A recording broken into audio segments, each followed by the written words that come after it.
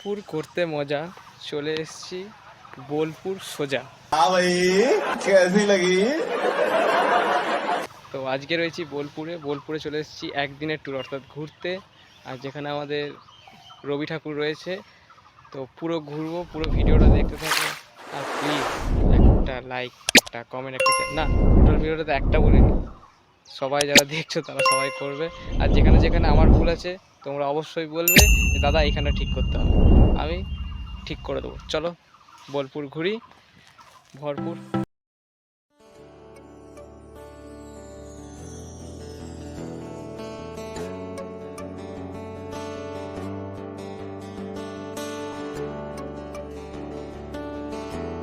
রবি দাদু, যার জন্ম 7ই মে 1861, যার কৃতিত্ব রয়েছে আজ পশ্চিমবঙ্গের বুকে বীরভূম জেলার শান্তিনিকেতনের প্রত্যেকটা আনাচে কানাচে ভর্তি রবীন্দ্রনাথের স্মৃতিতে।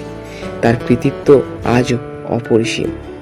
বাংলার অহংকার বলা চলে রবীন্দ্রনাথ ঠাকুরকে।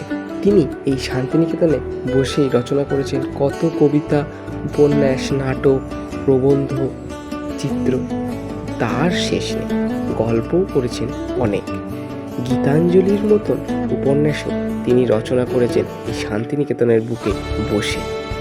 তার জন্য তিনি পুরস্কারও পেয়েছিলেন 1913 খ্রিস্টাব্দে। তিনি প্রথম এমন এক শিক্ষা ব্যবস্থার কল্পনা করেছিলেন যা এখনকার দিনের লোকেরা ভেবে উঠতে পারে না, যার সাথে ছাত্র বা শিক্ষার্থীর সাথে কিভাবে প্রকৃতির টানকে তিনি জুড়তে পারেন তা নিয়ে গবেষণা করেই এই শান্তিনিকেতনের আবিষ্কার ঘটে। তিনি এমনভাবে শিক্ষা ব্যবস্থাটাকে সাজিয়েছিলেন তা অকল্পনীয়। যেমন পড়াশোনায় জোর দিয়েছিলেন, ঠিক তেমনই গান, ছবি, নৃত্য সবেতেই দিয়েছিলেন গুরুত্ব।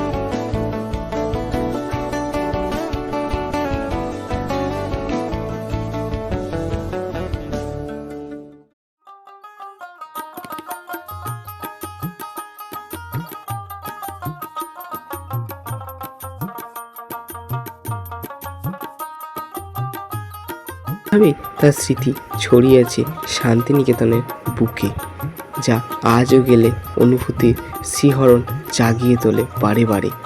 বলতে গেলে তিনি তৈরি করেছিলেন এক কারখানা, যেখান থেকে বেরিয়েছে নানান জিনিসপত্র। রামকিঙ্কর বেইজ, নন্দলাল বসু থেকে শুরু করে ইন্দিরা গান্ধী পর্যন্ত এখানে পড়াশোনা করে গেছেন।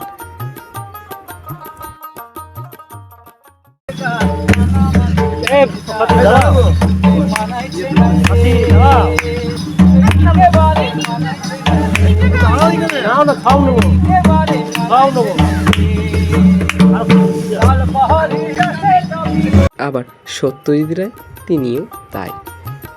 চলুন তাহলে শুনে নিই একটা রবীন্দ্রনাথের ছোট্ট কবিতা। ছোট্ট আমার মেয়ে সঙ্গিনীদের ডাক শুনতে পেয়ে সিঁড়ি দিয়ে নিচের তলায় যাচ্ছিল সে নেমে, অন্ধকারে ভয়ে ভয়ে থেমে থেমে। হাতে ছিল প্রদীপ খানি, আঁচল দিয়ে আড়াল করে চলছিল সাবধানে। আমি ছিলাম ছাদে, তারায় ভরা চৈত্র মাসের রাতে। হঠাৎ মেয়ের কান্না শুনে উঠে দেখতে গেলাম ছুটে। সিঁড়ির মধ্যে যেতে যেতে প্রদীপটা তার নিভে গেছে বাতাসেতে। সুধায় তারে কি হয়েছে বামি, সে কেঁদে কয় নিচ থেকে হারিয়ে গেছি আমি। তারায় ভরা চৈত্র মাসের রাতে ফিরে গিয়ে ছাতে, মনে হলো আকাশ পানে চেয়ে আমার বামির মতোই যেন অমনিকে এক মেয়ে। নীলাম্বরের আঁচলখানি ঘিরেই দীপশিখাটি বাঁচিয়ে নিব্ধ যদি আলো যদি হঠাৎ যেত থামি, আকাশ ভরে উঠত কেঁদে, হারিয়ে গেছি আমি। রাধা নামে পাগল হয়ে থাকবো মাগো, না না না না মাগো, না না না না ছেড়ে দেব না, তোমায় আপন করে রাখিব, ছেড়ে দেব না, তোমায় নিজ মাজারে রাখবো, ছেড়ে দেব না।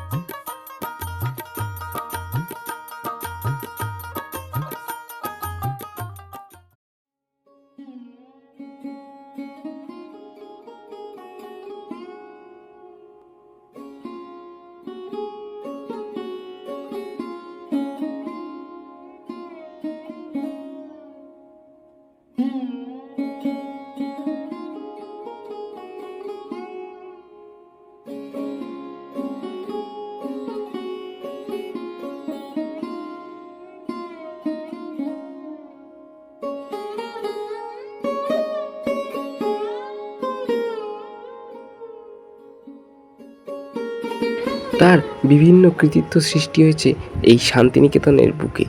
যেমন আছে তার সেই এক পায়ে দাঁড়িয়ে থাকা তাল গাছ, ঠিক তেমনই আছে আমার বইয়ের প্রথম পাতায় থাকা সহজ পাঠের সেই বট গাছটি।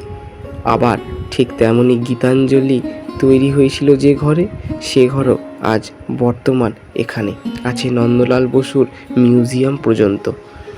আর যদি চাও আরেকটু কাছ থেকে অনুভূতি গ্রহণ করতে, তাহলে চলে যেতে পারো রবীন্দ্রনাথের মিউজিয়ামে, যেখানে এখনও রবীন্দ্রনাথের বিভিন্ন আসবাবপত্র রাখা আছে খুব সাবধানে।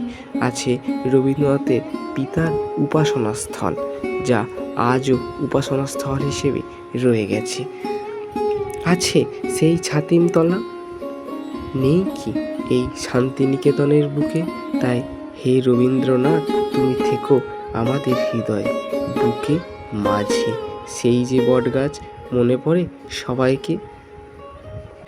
তার 164তম জন্মদিনে তাহারকে জানায় প্রণাম, শ্রদ্ধাঞ্জলি।